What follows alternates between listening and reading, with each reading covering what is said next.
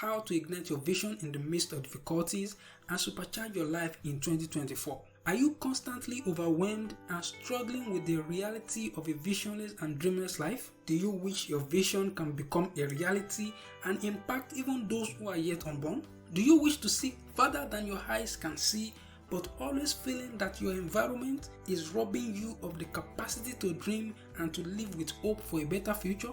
What if I told you there is a way to break free from such struggles and feeling of powerlessness? In this video, I will share some life-transforming principles from the best-selling book, The Principles and Power of Vision by Dr. Myles Munroe. I got this book back in the year 2014 and I have been studying it ever since. And today, I will be sharing with you 4 life-changing principles for igniting and fulfilling the visions in your heart. First, let's analyze our current circumstances and situation. Look around you. What are the things you can observe? If you are living in a developing country like me, you would probably be a part of a people, societies, and communities that are product of years of oppression and suppression. Hundreds of years of slavery has rendered us visually dull, motivated only by a spirit to survive. There are nations all over the world filled with many people who have no sense of purpose, hope, vision, or a future, and they struggle daily to make life work. However, the greatest tragedy of oppression was the destruction of the capacity to dream and have vision. According to a verse of the Bible, where there is no vision, the people perish. So, it is imperative for us to take the first step and objectively evaluate ourselves in line with these principles. The first principle is the most important principle, yet it is the most overlooked. Every person was created by God to be distinct and unique. Despite the seemingly overwhelming challenges we just analyzed, I want you to know that every person created by God was created to be distinct and unique, and that includes you. Yes, you. That is why you will never be satisfied living with unfulfilled dreams or without vision, because you were not created to be normal. Uniqueness is part of God's creation. That's why although there are over 8 billion people on this planet right now, yet not one of them has your fingerprint. I know it's likely you take that last statement for granted, but I want to take a moment and think about it again and remind yourself of that incredible truth the next time you feel lost in the crowd. You are one of a kind, irreplaceable, original. There is no one else like you on the earth. You know why diamonds are expensive? Because there are no 2 diamonds in the world that are alike.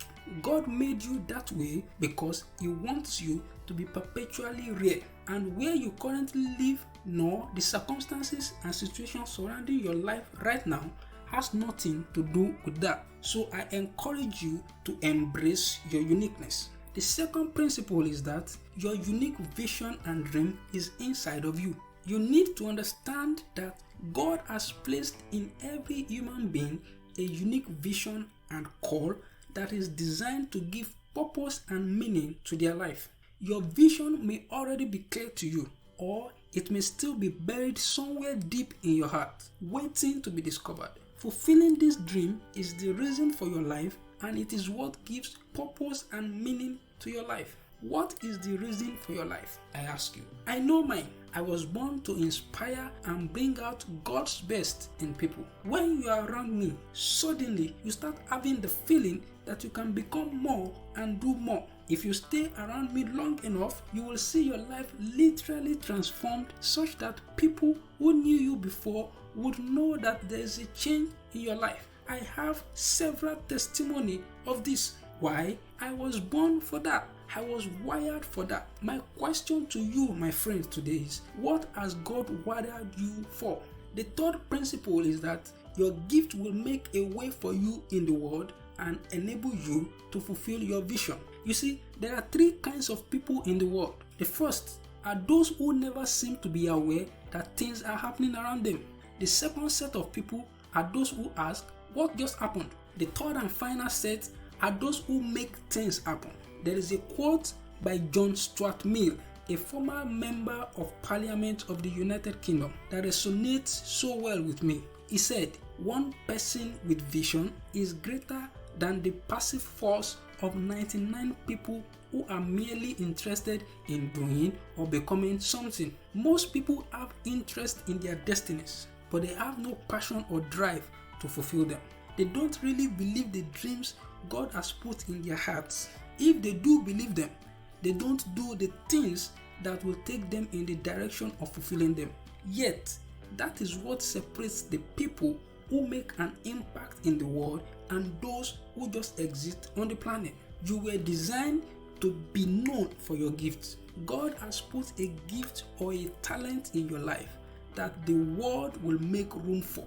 Yours may be communication, teaching, consulting, speaking, making people smile, baking, and so on. It could be anything. What are you doing with your gift? It is this gift that will enable you to fulfill your vision. It will make a way for you regardless of whether you are in a developing or a developed country. It is in exercising this gift that you will find real fulfillment, purpose, and contentment. I believe we don't realize that the gift we are sitting on is loaded. The world won't move over for you just because you are smart. However, whenever you exercise your gift, the world will not only make room for you, but it will also pay you for it. No matter how big the world is, there is a place for you in it when you discover and manifest your gift. The fourth principle is that you are responsible for stirring up your gift within you. While the gift is in us, we have the responsibility to stir it up. The gift is not something we learn, it is something God gave us. We need to discover it and stir it up. No one else can activate your gift for you. You must do it yourself. How do you stir up your gift? There are 4 ways to do this: develop, refine, enhance, and use. For context, I will explain this in a practical way. Let's say your gift is communication, teaching, or speaking. First, to develop your gift, you don't ask people to pay you to use it. Why? Because it is not yet refined. What you should look for first is the opportunity to use your gift freely. Look for places where your gift will be relevant. For example, your local church, if you have one, and ask, "Can I please teach the children's church?" Why? Because I want to practice using my gift. You see, when you start teaching and speaking and using your gift on the children, they won't know even if you make a mistake. So you use them to refine your gift. When you get good with the children, you graduate to using your gift on teenagers. Here, you will begin to build content and substance. You read to get content and then you share the information with them. This is how you become good at what you do. When you do this consistently enough, your gift becomes enhanced, and as you continue to learn, you continue to grow. When your gift has become well refined through use, and God is satisfied with your process, it places you in an environment where someone in the crowd would just hear you speak on one of those occasions, and boom, you get an opportunity or an invite to speak and use your gift somewhere where they would be paying you for it, and off you go. Whatever stage of life you are in, perhaps you are a teenager or in your early 20s, maybe you are 50 years, 65 or 70 years old. Maybe you are looking back over the last 50 years and asking, what have I done with my life? What have I contributed to humanity? Whatever your age, either young or old, if you imbibe and implement this principle, you will start noticing a significant improvement in your life. You will start seeing the value that is inside of you and that you are more than this. You will no longer feel visionless. Your capacity to dream will be ignited and you will start fulfilling your dream and making an impact. You see, over the past years, I myself have applied these principles to my own life. And since then, I have started to experience a remarkable shift in my life. My once visionless and frustrated life has taken up a new meaning.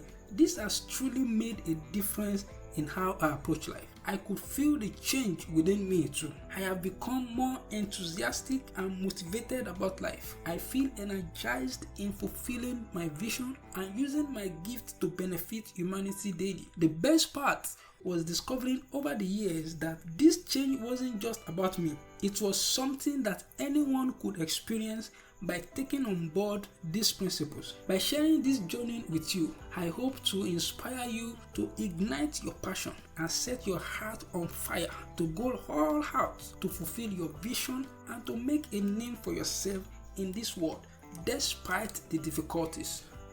Thank you for watching. I invite you to join this community as we grow and make an impact together by giving a like to this video and subscribing to the channel for more inspiring content. See you in the next video. Thank you.